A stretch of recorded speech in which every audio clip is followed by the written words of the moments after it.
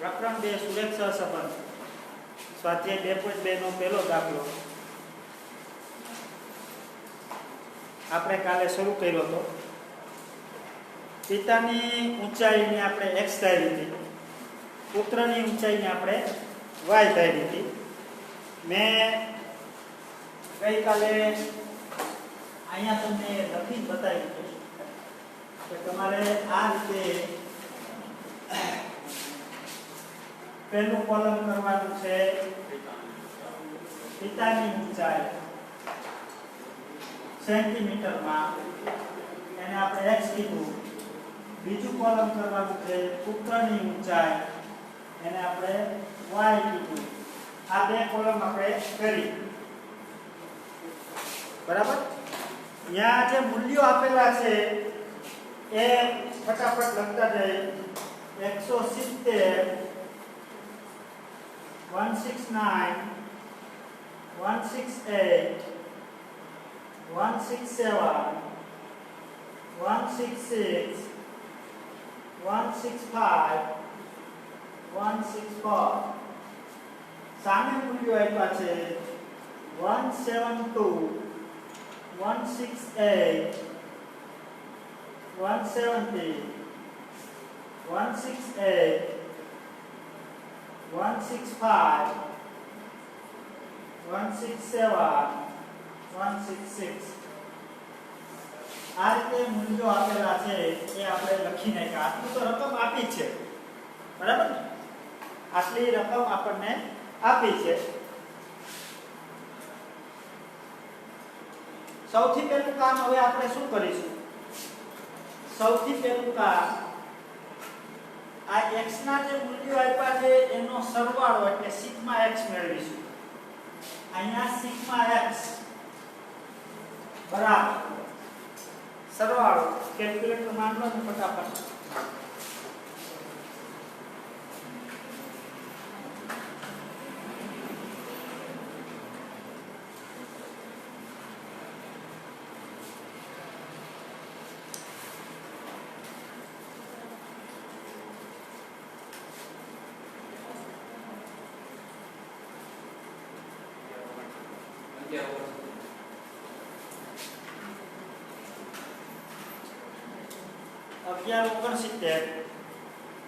એવી જ રીતે ચલ y ના જે મૂલ્યો આપ્યા છે એનો સરવાળો કરવાનો.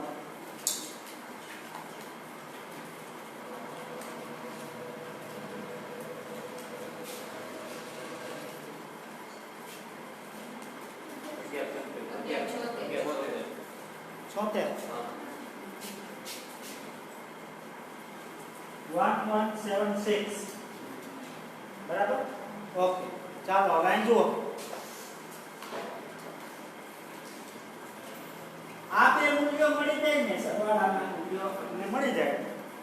પછી સૌથી પહેલું કામ તમારે x બાર એટલે કે x નો મધ્યક, ચલ x નો મધ્યક અને y નો મધ્યક ગણવાનું છે. તમારી નોટબુકમાં કોષ્ટક માટેનું ખાનું તો કોલમ કમ્પ્લીટ થઈ ગયું કે આટલી જગ્યા મારે કોષ્ટક માટે જોઈએ. બરાબર? આ કોષ્ટક માટેની જગ્યા ફિક્સ થઈ ગઈ. આટલું મારે જગ્યા કોષ્ટક માટે જોઈએ. હવે પછીની જે ગણતરી હું બોર્ડ ઉપર બતાવું છું એ મારે જગ્યાના અભાવે ગમે ત્યાં લખવી પડે છે. તમારે કન્ટિન્યુઅસલી ક્યાંથી લખવાનું? કોષ્ટકની નીચે છે. બરાબર? સૌથી પહેલું કામ કરો, x ના મૂલ્યો છે એને ગણો છે કેટલા નામ છે. y ના ગણો છે કેટલા? 2 ના 7 છે. બરોબર? ગણતરીનું પહેલું કામ અહીં n બરાબર 7, n બરાબર 7 છે ને. હવે x બાર, તેથી x બાર બરાબર સિગ્મા x upon n બરાબર x નો સરવાળો કેટલો છે? 1169 upon 7, 167. તો 167 બરાબર. y બાર બરાબર sigma y upon n. Sigma y કેટલું છે? 1176 upon 7 168 આ બે મૂલ્યો મેળવવાના. આ ચેપ્ટરનો કોઈ પણ દાખલો ગણીએ એટલે પહેલા x બાર અને y બાર મેળવવાના છે. x બાર અને y બાર મેળવવાના. આ બે મૂલ્યો મળી જાય પછી તમારે શું કરવાનું? પછી એને જોવાનું કે x બાર અને y બાર કેવા આવ્યા. x બાર અને y બાર કેવા આવ્યા? કેવા આવ્યા? પૂર્ણાંક આવ્યા. કેવા આવ્યા? પૂર્ણાંક આવ્યા. x બાર અને y બાર પૂર્ણાંક છે. અહીંયા પૂર્ણાંક છે. જો x બાર અને y બાર બંને પૂર્ણાંક હોય તો મેં તમને બે નંબરનું સૂત્ર આપ્યું છે સહસંબંધાંક શોધવાનું. એનો ઉપયોગ કરીને ઈઝીલી આ દાખલો કરી શકાય. બરાબર? તો નીચે અહીંયા લખવાનું છે અહીં x બાર અને y બાર પૂર્ણાંક છે. x બાર અને y બાર બે પૂર્ણાંક છે. તેથી ગણતરી માટે નીચે પ્રમાણે કોષ્ટક બનાવીશું.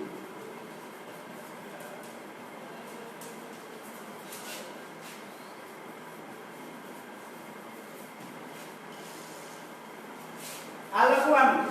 જો અહીંયા તમને પદ્ધતિસર એક જ દાખલો ગણવાનો છે. એ જ પ્રમાણે તમારે પ્રેક્ટિસના દાખલાઓ સ્વાધ્યાયના જેટલા આપ્યા છે એ ગણવાના છે. એમાં પછી તમે આળસ કરીને કાપી નાખશો તો કદાચ મને વાંધો ન હોય પણ પરીક્ષક છે માર્ક નહીં આપે. આ 5 માર્કનો દાખલો છે. બરાબર? તો બે પૂર્ણાંક છે એટલે નીચે પ્રમાણે કોષ્ટક બનાવીશું. ઈ કેમ બનાવીશું? જુઓ, આ બંને પૂર્ણાંક છે તો બે નંબરના સૂત્ર પ્રમાણે સહસંબંધાંક r શોધાય. હવે બે નંબરનું સૂત્ર કેવું છે? હું અહીં લખું છું. તો બે નંબરનું સૂત્ર આવું છે. r બરાબર સિગ્મા x માઈનસ x બાર ઇન્ટુ y માઈનસ y બાર અપોન વર્ગમૂળની અંદર સિગ્મા x માઈનસ x બાર સ્ક્વેર ઇન્ટુ વર્ગમૂળની અંદર સિગ્મા y માઈનસ y બાર સ્ક્વેર. આવું સૂત્ર છે. આ સૂત્ર પ્રમાણે જ્યારે x બાર અને y બાર બે પૂર્ણાંક હોય ત્યારે સહસંબંધાંક આ સૂત્ર પ્રમાણે ગણવાનો છે. એટલે જ તમને લખાયું કે x બાર અને y બાર પૂર્ણાંક છે. બરાબર? ઈ હતી સૂત્ર તમે લખ્યું.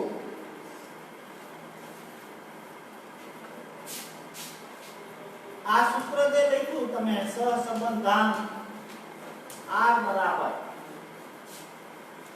આ સૂત્ર લખ્યું. આ સૂત્ર પ્રમાણે ગણતરી કરવી છે આપણે. તો આ સૂત્ર પ્રમાણે ગણતરી કરવા માટેની કિંમતો તો હોવી જોઈએ ને આપણી પાસે. છે કાંઈ અત્યારે આપણી પાસે કશું નથી. ત્યારે આપણે મેળવવાનું છે.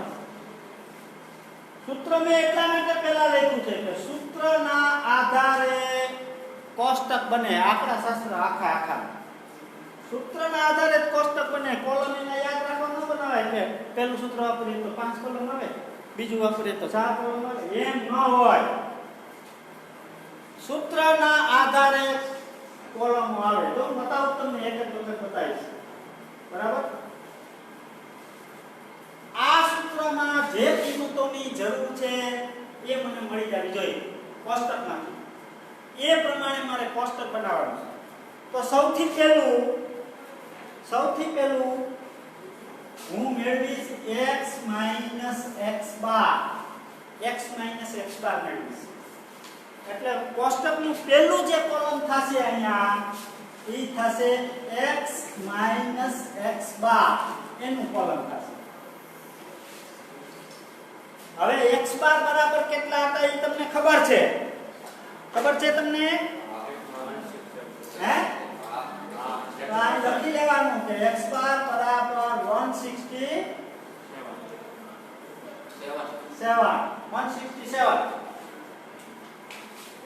બરાબર.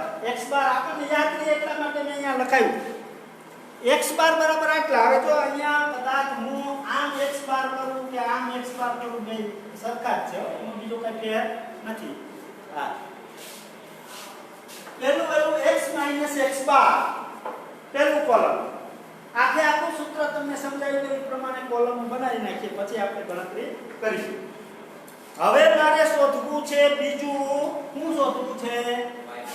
y y બાર. y બાર. તો બીજું કોલમ કરીશું y બાર. y બાર બરાબર કેટલા છે? 168. આ બીજું કોલમ થઈ.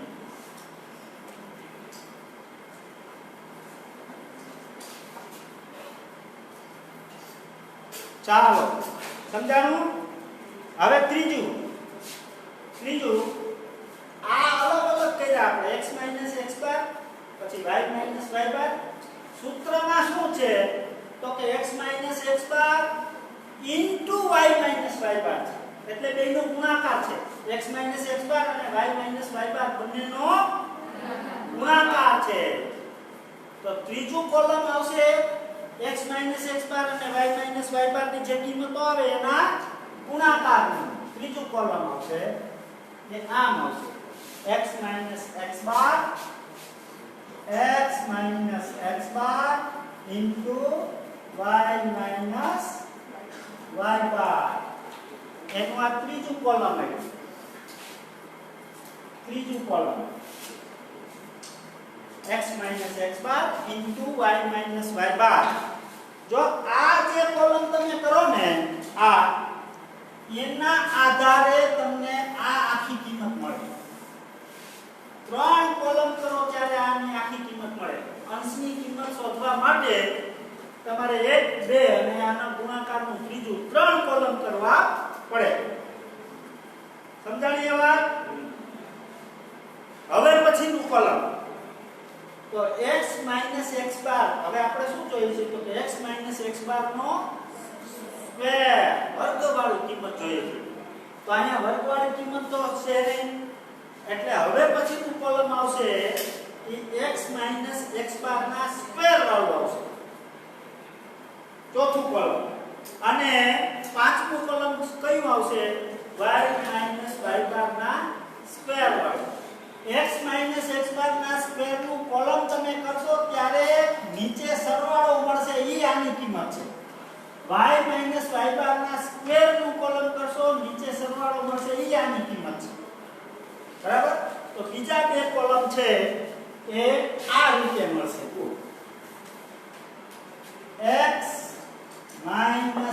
x બાર સ્ક્વેર આ કોલમ થઈ ગયું. અને છેલ્લું કોલમ છે y બાર સ્ક્વેર. કોષ્ટક પૂરું. સૂત્ર પ્રમાણે મેં કોલમો ગોઠવી બતાવ્યા. રેડી? દેખાય છે તમને? તમને દેખાય છે ને? આગળ પાછળ થોડી છે. આગળ નીચે થોડી હોય. નીચે વળી હોય એવું લાગે. સમજવું તો પડશે. એના છે નહીં. દેખાય છે ને? હા. ચાલો હવે પહેલી કિંમત તમને સમજાઈ દઉં કે તમારે એક આ ખાના હવે કેમ ભરવાના છે. x x બાર એ ખાનું કેમ ભરવાનું છે? થોડીક વાર માટે અહીંથી મોટું કાઢી નાખું છું. દેખાય છે ભાઈ? છેલ્લે અહીં લખું તો x x બાર. x x બાર દરેક વખતે તમારે ગણવાનું છે. એમાં x બાર તો ફિક્સ છે. જુઓ x બાર બરાબર કેટલા છે? 167.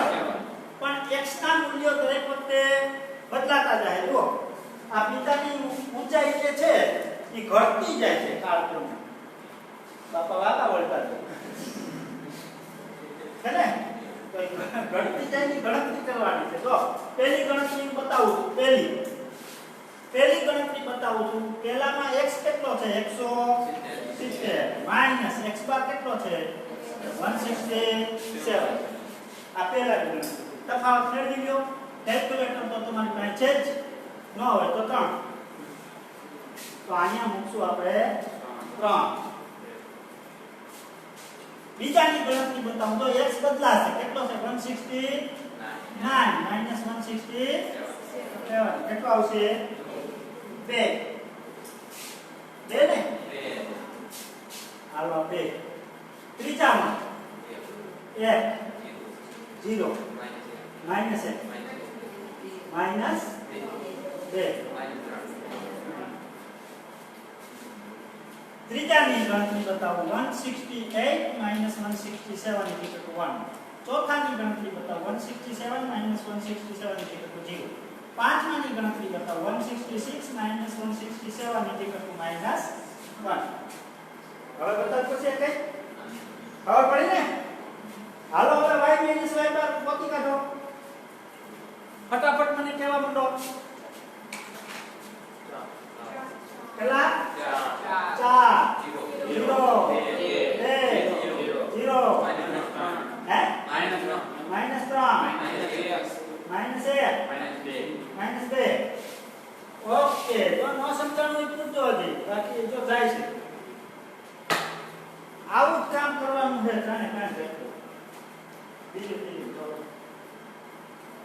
સમજાય ગયું આ? હે હવે જો આ તો ખાતરી કરવા માટે કહું, ખાતરી કરવા માટે કહું. આપણે 9મા ધોરણથી આંકડા શાસ્ત્ર ભણતા આવીએ છીએ. 10મા ધોરણમાં ભણ્યા, 11મા ધોરણમાં વિષય તરીકે ગહન અભ્યાસ કર્યા પછી આપણને ખબર છે કે કોઈ પણ માહિતીના અવલોકનમાંથી એટલે અવલોકન એટલે આ અવલોકનમાંથી એનો મધ્યક બાદ કરતા આ જે મળે ને એ વિચરણ કહેવાય. હે ને? આ જે ડિફરન્સ જે મળે તમને એ વિચરણ નો સરવાળો હંમેશા શૂન્ય થાય. એટલે કે સિગ્મા x - x બાર 0 થાય અને સિગ્મા y - y બાર 0 કરી લેવાનું થોડું. બરાબર? આપણે કરવાનો છે, અહીં લખવાનો છે સિગ્મા x - x બાર 0 સિગ્મા y - y બાર 0.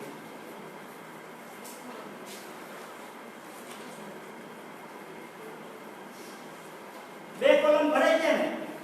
રેડી થઈ ગયું. હવે આપણે બીજા કોઈ ફિગર આપ્યા છે રકમમાં એની કાંઈ જરૂરિયાત નથી. હવે તો ત્રીજું કોલમ x - x બાર ઇન્ટુ y - y બાર.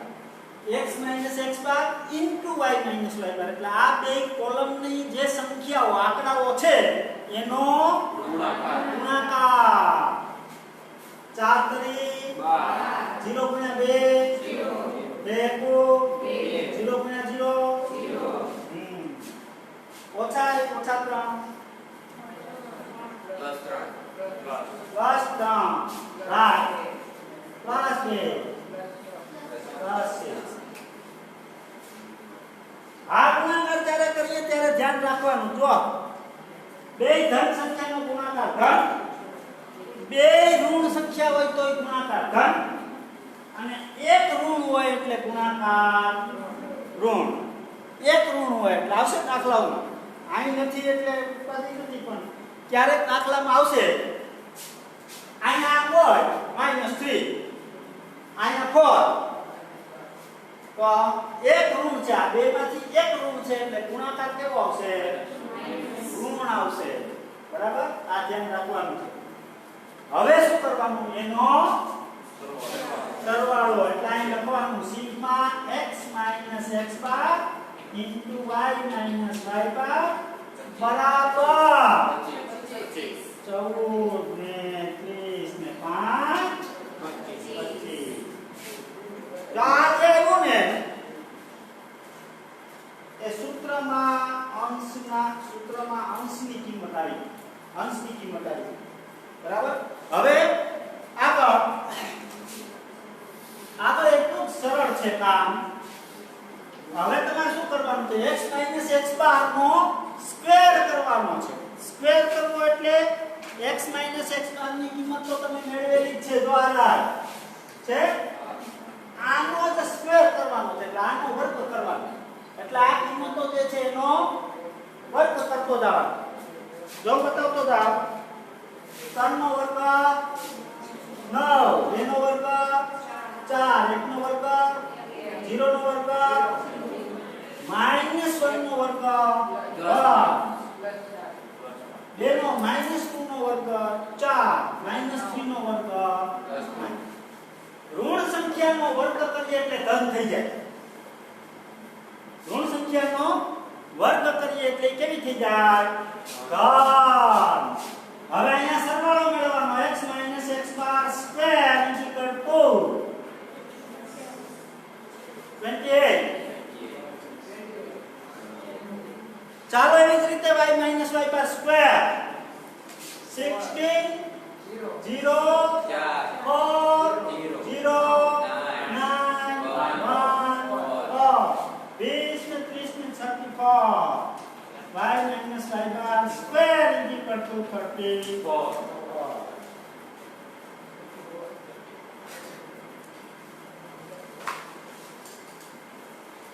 આ રીતે કોષ્ટક બની ગયું. બરાબર? જો સૂત્ર પ્રમાણે કોલમો કરવાની અને કોલમો પ્રમાણે સંખ્યાઓ મેળવવાની એનું કોષ્ટક બનાવવાનું. આ કોષ્ટક જે બન્યું એમાં આયા જો આ કિંમત છે આ કિંમત છે અને આ કિંમત છે. આ ત્રણ કિંમતો સૂત્રમાં મૂકવાની છે. આ ત્રણ કિંમતો સૂત્રમાં મૂકવાની છે. જો કોષ્ટકનો મતલબ જ એવો થાય કે સૂત્રમાં જરૂરી કિંમતો મને મળી જાય તો જ એને કોષ્ટક કહેવાય. આ કોષ્ટક એવું છે કે સૂત્રમાં જરૂરી ત્રણ કિંમતો આપણને અહીંયા બતાવે. હવે ગણતરી આગળ કેમ કરવાની છે એ જોઈએ.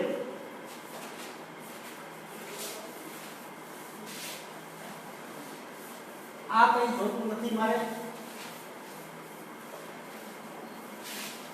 હવે ગણતરી આ રીતે કરવાની છે. તો તમારે શું મેળવવાનું છે? સહસંબંધ. આ તો r નું કયું સૂત્ર વાપરશો? કોષ્ટક પ્રમાણે. બરાબર? કોષ્ટક પ્રમાણેનું સૂત્ર વાપરશો તો એ પહેલા લખવાનું. તેથી સહસંબંધાંક r = sigma x - x bar into y - y bar upon વર્ગમૂળની અંદર sigma x - x bar square into sigma y - y bar square. વ્યવસ્થિત સારા અક્ષરે સૂત્ર લખવાનું છે. સૂત્ર લખાઈ જાય પછી કિંમતો મૂકવાની. જો કિંમતો ક્યાંથી કાઢશો? આ રહે સિગ્મા x - x બાર * y - y બાર ની મૂલ્ય કેટલું છે? 25. તો અહીંયા આવશે 25 ના છેદમાં વર્ગમૂળની અંદર x - x બાર સ્ક્વેર કેટલા?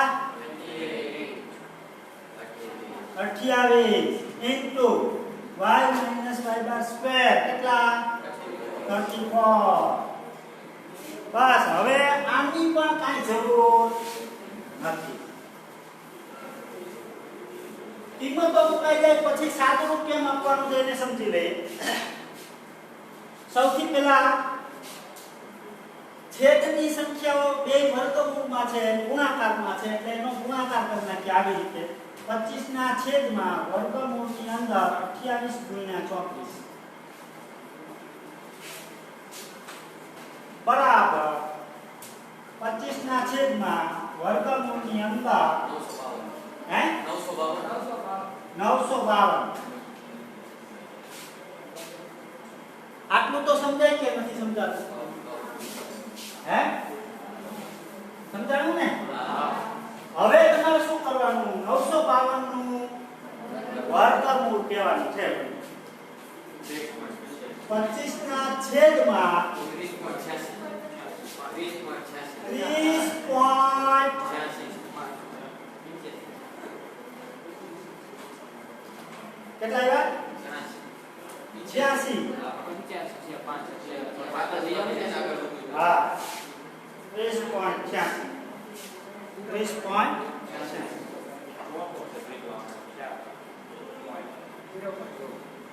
બે દશાંશ સુધી લેવું હોય તો તમારે આવી રીતે 85 44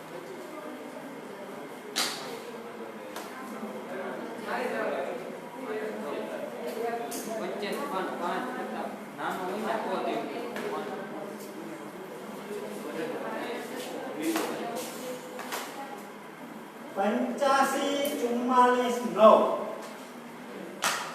મેં 5 આંકડા લખ્યા બરાબર હમણાં હું તમારું સમાધાન કરાવી દઉં વર્ગમૂળ લઈએ ને એટલે મોટા ભાગે 4 આંકડા લેવાના 4 દશાંશ સુધી બરાબર વર્ગમૂળ લઈ જાય અહીંયા 9 છે એને કાઢી નાખો તો આપણે મેરે ટાઈમ થઈ જાય 5 45 થઈ જાય ઈ 5 ને કાઢી નાખો તો આગળ શું થઈ જાય 5 એટલે 855 થઈ જાય ઈ 5 ને કાઢી નાખો એટલે શું થઈ જાય આટલી બધી લમણાજી ન કરવી હોય તો સરળતાથી આમ કરી નાખવાનું છે 30.8545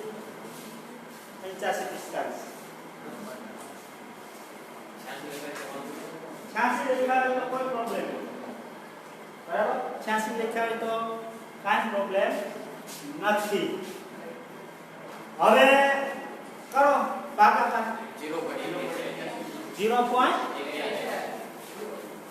બરાબર 0.81 r બરાબર 0.81